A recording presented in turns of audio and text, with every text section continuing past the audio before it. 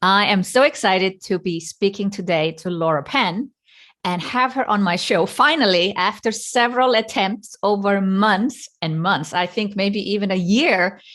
Thank you for coming on the show. This is my pleasure and my privilege, Sigrun. We met at Ali Brown's Iconic, right? Yeah, In before Phoenix. COVID. Yeah, pre-COVID. Oh, there is now pre-COVID, and hopefully we'll at someday have post-COVID. We are now in the middle of COVID still. It's taking forever. But yeah, I love it when I meet someone in person and can have a bit of a, build that repertoire between two people. And then later on, I have them on the show. And that's exactly what has happened between us. It's just taken a little bit longer than originally planned. So, Laura, you are you're helping leaders, change makers, entrepreneurs, professionals to speak on stage and to wow their audiences. I want to know, Dr. Laura Penn, how you got into this role. Why do you do what you do? Well, it's certainly not a straight road. It is a winding, curvy thing with lots of dead ends, lots of sharp right turns. To put it to you simply, Sigrun, I started out, as most children do, playing what I love, which is dance. I'm a dancer. That is my heart. That is my soul. And as a child, you do more than one thing. So I was dancing and I had my fingers in the soil. I love nature. I love working in nature. So those things are sort of pre-arranged passions of mine. And I did them in my school years and studied conservation biology. I wanted to be a biologist, but I was in a liberal arts school in the United States, so I could be in the dance company at the same time. So these things are sort of paired. And I graduated from college thinking, okay, well, I am just going to now go all into science. And that's what I did. And I worked in many different places in the field, protecting wildlife and wild places. I came to Switzerland in 2009. I'd taken a couple years off to raise my small babies. I'd finished my doctorate. So it was like, this is me time. Well, little did I know that, I couldn't actually get back in to my work stream. All the doors were closed. There wasn't even like a little window in the basement that was open. No interviews, no connections, no network when I came to Switzerland. So I really had to reinvent myself. And at that time, I was sitting in on a conference of conservation professionals, and they were doing what they do, which is speaking really badly, with all respect to my colleagues. And I thought to myself, wait a minute, I'm a performing artist. Wait a minute, I've got a toolbox that can help to elevate these messages, to make these messages come alive. What would happen if I start a club called Communicating Environment, where these professionals can use the performing arts toolbox, where they learn about presence and voice and body and all those magical things, but they are promoting conservation at the same time. So that's what I did. I tinkered. And that's what's led me to what I'm doing now, which is the love of my life, bringing everything that I love, working with leaders and change makers in conservation and beyond, moving my body all the time, and teaching others how to be the best version of themselves when they speak in front of audiences. I love how you started first to help those that were working in the same environment that you were before as scientists. And then this has led you to help then other people in other professions as well. Yeah. But okay, you started with this community club. That's the origin story in that case. What did you do to come to the place you are today, having a leadership academy and basically being a coach, consultant on speaking on stages? Yeah. What brought you there? What happened in between? Look, the secret weapon or the secret formula is I said yes to everything. I said, yes. Do you want to help TED speakers? Yes. Do you want to do this for free? Yes, yes, yes, yes. I mean, I had to rebuild my entire career repertoire at this point. And I wrote 3 books and I became an expert and I won contests and I had to elevate my own credibility. That kind of, more bright shining star now is going to be noticed and taken seriously by higher and higher levels of leadership. Mm. And I'd say about 8 years into my company, which at that point had now changed names to the Public Speaking School, still before the Leadership Speaking School. At that point, I was attracting incredible leaders from fields far and wide. And I was always improving. I was always developing. I never, ever, ever stopped learning. So it just kept getting better and brighter. And then I reached a point around the time when we met, Sigrun, in 2019, and Allie Brown is our mutual connection. I spoke to her and she's like, look, you're too small. Think bigger. Go leadership. And I did, because those were the people I was serving. Those are the people whose work, when I worked with them, it would just be exponentially large, because one leader from a large organization, pharmaceutical, environmental, political, whatever field, learning these skills is now going to amplify their message, and that message will be much more strong and take root as a result. So that's really been the journey so far. And I'm still going. Yeah, of course. We are all still learning and growing. How long did this take from the original idea of like, hey, maybe I could do this as a profession to where we are today? 11 years. 11 years. Yeah. Hard graft. Yeah. And you know what that is. It's full on 1,000% grind. And I'm a solopreneur. I don't have a team, which is about to change because that's just not working anymore. Yes. Yeah. So this is really something that is you just put everything and more into it. And it's your love. It's my love. It's the best of all the worlds coming together, and you just make it work because you're so in love with it. Did you ever have doubts? Always. A lot of doubts, Sigrun. A lot of loneliness, a lot of, is this the right thing? Yeah. And like sometimes that North Star, as passionate as you are about it, sometimes there are clouds over the star and you can't see it.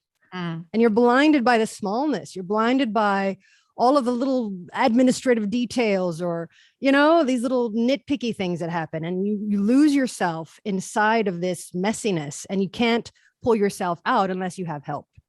And I have a mastermind group for that, which is everything to me. Yeah, very true. We need to surround yourself with people that, keep us going forward, even if we doubt ourselves for a moment. So Laura, you're going to talk to us about finding the courage to speak your truth.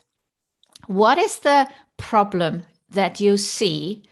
And with women, most of my listeners are women. They are entrepreneurs. Some are in the beginning stages. Others are making multiple 6 figures or 7 figures or even 8 figures. What is the common theme that you see why women are not speaking up or speaking their truth? Yeah, what a great question. I think that many women, and I am generalizing, but I'll kind of keep it to the dome of Western women right now. A lot of women, Sigrun, have the internal conversation with themselves when they are doing bold and courageous things. There's a voice in their head that says, am I enough? And that question just repeats like on auto repeat over and over and over again. And when you have that mindset, am I enough? When you're questioning that, when you're doubting yourself, then unconsciously you begin to shrink. You contract your body, your shoulders hunch over, you get smaller. I like to say that what your body does, your voice does. So that shrinks. What your body does, your authentic presence does. That shrinks. Everything starts to just kind of disappear until you actually, as an audience member or somebody listening to someone speaking in this kind of presence and voice, you don't really notice them. So I'd say that is one of the biggest problems I see with female speakers, no matter what they're doing, no matter who they are, from the highest levels to, everything in between. It's the shrinking and the smallness because they're questioning themselves if they're enough. Would you call that an imposter syndrome? Or is it, is it imposter It's in that family. Yeah. It's in that family, but it's also in the sort of the cultural syndrome of having to, as women, we don't necessarily take up a lot of physical real estate. We don't take up space and say, here I am. We don't expand. We contract. We're kind of part of the scenery. We're not the scenery itself. We're part of this, So it's cultural. It's imposter syndrome too. It's so much boiled into one, and it takes a lot of work to extract that truth. So someone listening and they're saying, well, I have exactly these issues. I am an expert in my field, been doing something for multiple years, and they know their thing, but they still doubt if they're good enough to speak up or apply to speak at a conference, or even just speaking up on social media, or doing a video or writing an extensive blog post. What are the first steps to let go of these fears that hold you back? Absolutely. The first big kind of title answer is love. You got to fall in love with yourself.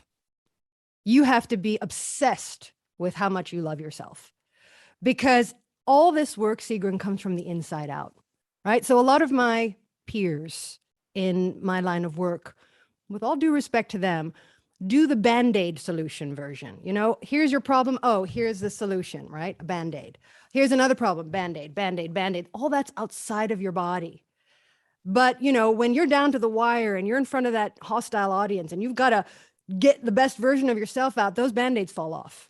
You need to go deep inside your own world. This is personal development work. You need to find out what those things are that you're not flowing with, the things that block you, the things that you've created walls of fear around. So that's a process of falling in love with yourself and dealing with that. And that's kind of the first step. And after you've rediscovered your internal world and fallen in love with yourself this way, then the next step is you need to say yes to opportunities where you can go out there and speak and fail, but then also succeed and just keep going. You need your laboratory. You need your opportunity to do the kind of talking that I'm talking about. And that's how you continue to learn. So let's say no one is asking you to speak. What opportunities can you create for yourself? Yeah, well, you can create all sorts of opportunities. This is where, your imagination is unstoppable, unlimited. You can think to yourself, what can I give the world? What is my gift to the world? Right? So you're already in love with yourself. So you're already high-minded. What is my gift to the world? And, like the people that you work with, Sigrun, they create these amazing masterclasses from their interests and their hobbies and their passions. That's where you begin. You go to places, schools. Now I'm talking about the live version. Of course, with COVID, there's still the online version, but you go to schools, you tap into if your children are in schools, you offer to give free talks there to the audiences, because that's stage time. You go to women's groups, you hook on to the communities around you, in your village, in your city, wherever you can go, where this is something that's interesting for your audiences. You need that stage. You need those opportunities. And the more that you do this, the more flowing and effortless this will become. So if someone thinking like, okay, I should just love myself, but I see all these flaws with myself. Yeah. There's more. How does that go away? Like you say, yes, it's deep work, it's personal development. Obviously, it doesn't happen overnight. Yes. But is there anything you can recommend what they can do? Absolutely. So that loving part is sort of step one. Step two, and I like to use the metaphor of a seed that, falls from its mother plant and is in the ground, and usually has some sort of hard casing around it. And then, as we know with seeds, and I will use the biological reference because I'm a bio nerd, the seed will open when there's enough good soil, nutrients, water. And then that little shoot will start to come out, and we know the rest. So from the love part, that's kind of you're inside the seed. You're sort of doing what you need to be doing inside that seed casing. You need to wake up. You need some sort of a stimulus or catalyst that says, okay, it's time to activate. Stop sleeping. Stop being passive. Stop getting stuck in inertia and doing the same old, because if you want to do anything in this world, if you want to achieve anything, if you want to be someone, if you want to be the best version of yourself, this is going to take that activation.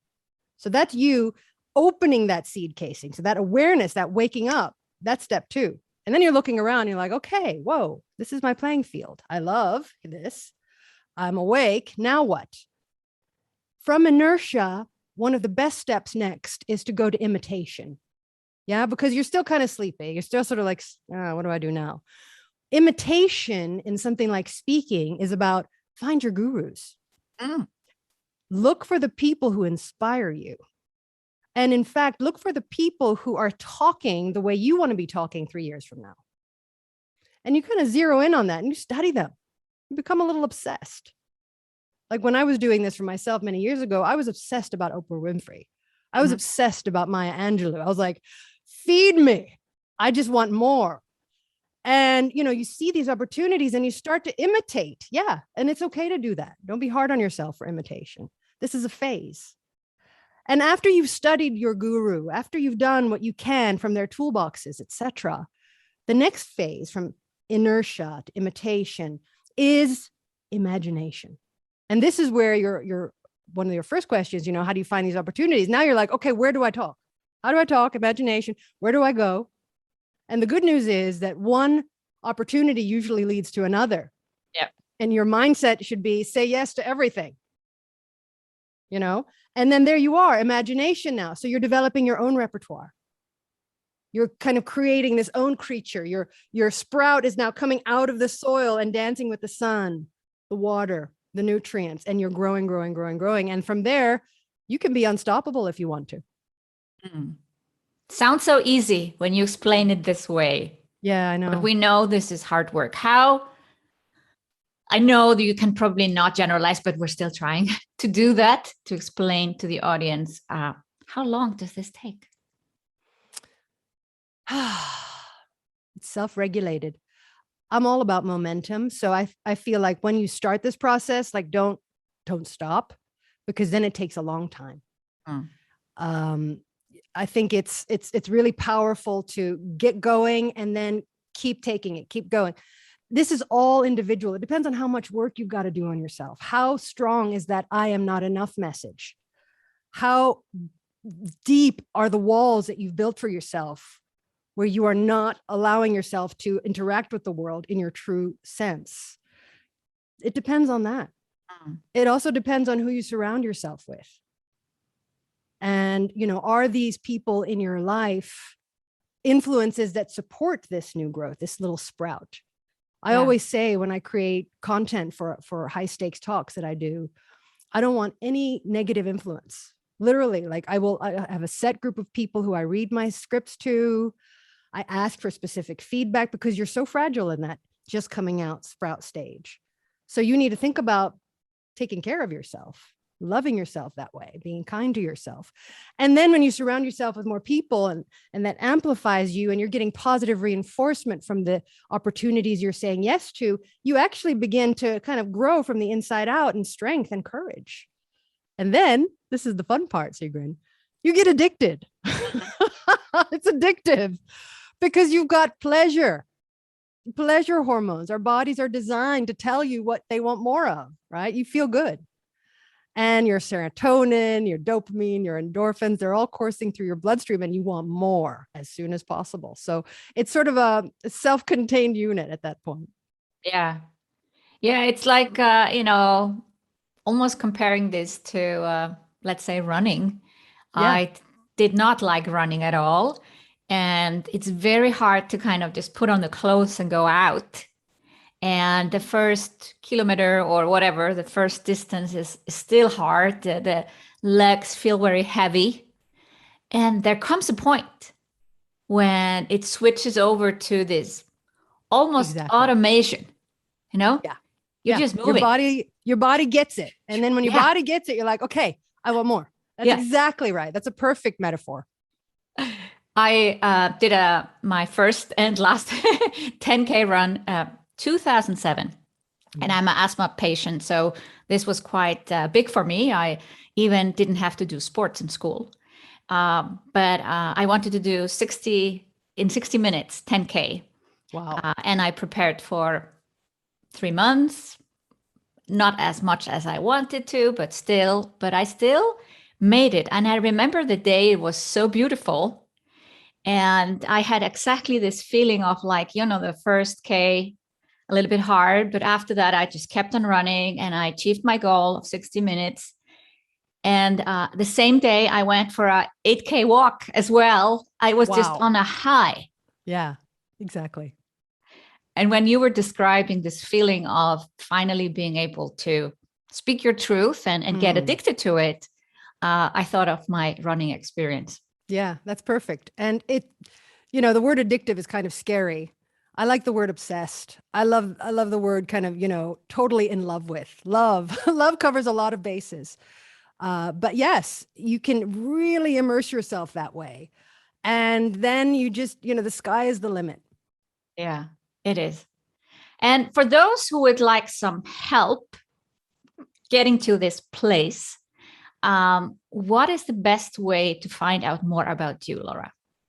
Yeah. So what I do is I do virtual training now, which is amazing. Because I found a way to do it where it's totally interactive and you're not sitting there like a bump on a log feeling bored. It's very physical. It's very dynamic. So I have a lot of virtual training sessions that I offer, and you can find that online. But my favorite program, Sigrun, is my 5-day intensive. It's called Leadership Speaking Core. This is the work that needs to be done to go inside and to unpack the suitcase that's in there, which is what we do in those 5 days. And then to remove the things that are holding you back, identify them, remove them, and then replace them with new items, new elements, new ideas. And we close that suitcase up on the 5th day, and you walk away with an empowered sense of newness. You can take these tools and live your best life as a speaker. Fabulous. So what's the best way to find you? What's your website? Yep. The website is www. This is all one word now coming up, theleadershipspeakingschool.com. That's me. Fabulous. We'll link this up in the show notes for easy access for everyone listening or watching. It will be then below the video. Laura, thank you so much for coming on the show. I'm glad we finally made it. And hopefully, because I kind of live in Switzerland too, one day we'll maybe meet each other again post-COVID. I look forward. Yes, post-COVID. Sigrun, thank you for this great opportunity. And just to all your listeners out there, life is short. Yeah. And what are you waiting for? Now is the right time. Exactly. Thank you for coming on the show, Laura. All right. Thanks, Sigrun.